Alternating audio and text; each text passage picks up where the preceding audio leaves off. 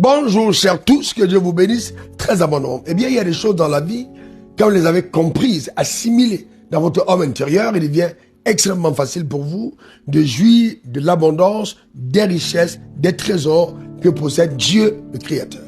La Bible dit l'amour de l'argent est la racine de plusieurs maux. En étant possédés, plusieurs se sont éloignés de la foi et se sont eux-mêmes jetés dans plein de tourments. Dieu n'a pas de problème avec le fait que tu aies l'argent, que tu sois riche, sinon il n'aurait jamais créé l'argent. Cependant, ton rapport avec l'argent est extrêmement important aux yeux de Dieu et va déterminer si Dieu t'accordera sa faveur dans ce domaine ou alors tu seras simplement la proie et l'instrument de Satan pour servir à ses desseins corrompus au sujet de la richesse. C'est très profond. Dieu veut que l'argent soit ton serviteur et jamais ton maître. Eh bien, il est facile de dire, moi j'aime Dieu, je vais servir Dieu avec l'argent.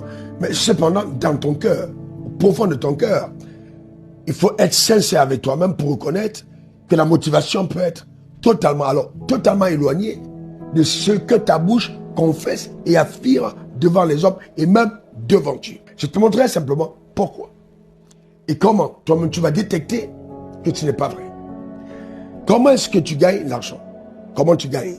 Est-ce que tu utilises des voies divines? C'est-à-dire tu crées l'argent dans l'intégrité, dans la droiture, ou alors tu pilles, tu spoiles, tu voles, tu arnaques.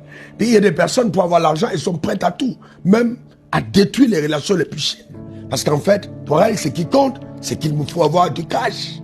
Il me faut du blé, il me faut l'oseille, il me faut le jet. Ton amour pour Dieu devra être démontré par les voies que tu empruntes pour gagner de l'argent. Et ensuite, quand tu l'as gagné, à quoi sert cet argent entre tes mains? La vanité, l'adoration de Dieu, les objectifs divins, ou alors simplement démontrer aussi aux gens que c'est toi, quoi. Auto-centré sur ta personne, tu vis pour tes propres rêves, tu écrases les autres, tu domines les autres, tu essayes partout où tu arrives de démontrer que tu es la personne qui est au pouvoir, la personne qui est puissante. Et ton ego est flatté. Tu ne te rends même pas compte que tu es devenu orgueilleux. Tu es arrivé au culte à l'heure. Tu étais respectueux vis-à-vis des aînés. Mais aujourd'hui, tu parles avec condescendance. Tu ne te rends même pas compte qu'il y a quelque temps, en arrière, tu n'avais rien. Et qu'aujourd'hui, il y a de l'argent entre tes mains. Bon, tout dépend de qui a mis l'argent entre tes mains. Est-ce que c'est Dieu? La bénédiction de l'Éternel enrichit et ne fait souffre d'aucun chagrin. Je vais te dire, je suis riche et même très riche.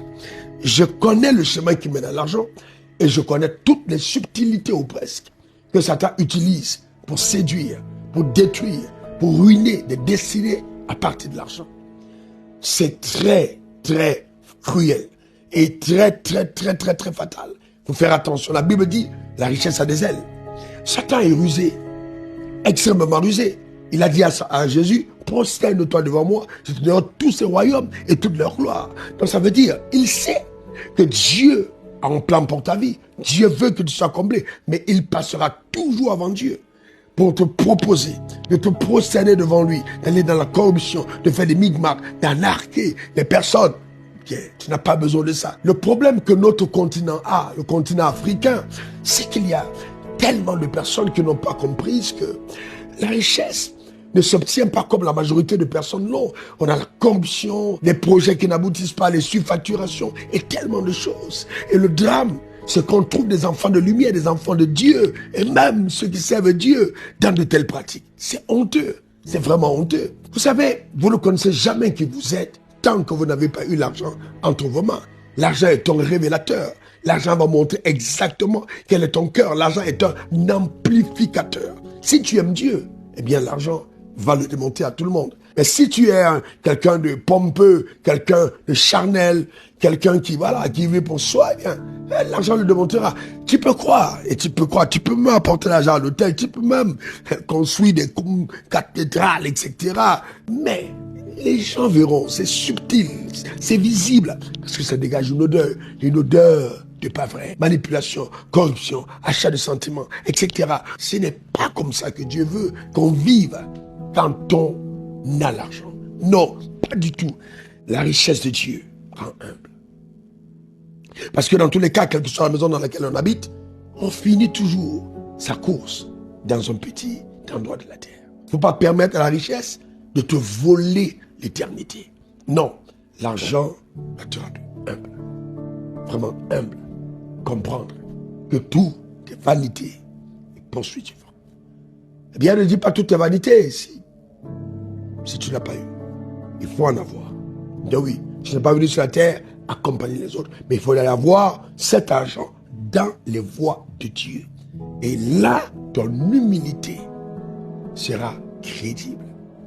Et ta capacité, justement, à aimer Dieu sera davantage glorieuse. Que c'est beau de voir un riche, puissant, financièrement, lever les mains vers le ciel, adorer Dieu, servir ses semblables, être intègre, être modèle. C'est incroyablement. C'est ce que Dieu attend de toi. Que la grâce de Dieu te localise, que la puissance de Dieu t'accompagne. Et je prie de tout mon cœur que maman ne soit pas maître de ta destinée. Ne te lève pas le matin et ne te couche pas le soir avec simplement en tête argent, argent, argent. Il n'y a pas de vision qui dise je veux avoir beaucoup d'argent, je serai très riche. Ce n'est qu'une vision de l'enfer. Les vraies visions, je dois servir Dieu, atteindre les objectifs et Dieu me donnera les moyens pour y arriver. C'est ça la clé. Que Dieu te bénisse abondamment. Ne t'en veux pas d'être riche, ne t'en veux pas d'être béni. C'est une grâce en haut, ça vient de Dieu. Mais cependant, s'il te plaît, veille sur ton cœur. Regarde tes motivations. Crie devant Dieu. Garde l'humilité. Tout est vanité. Que Dieu te bénisse. Pour te servir, RW, diplômé de l'Académie du désert. Dieu a l'intelligence de cacher le riche dans le pauvre et le roi dans l'esclave. C'est ce qui s'est fait.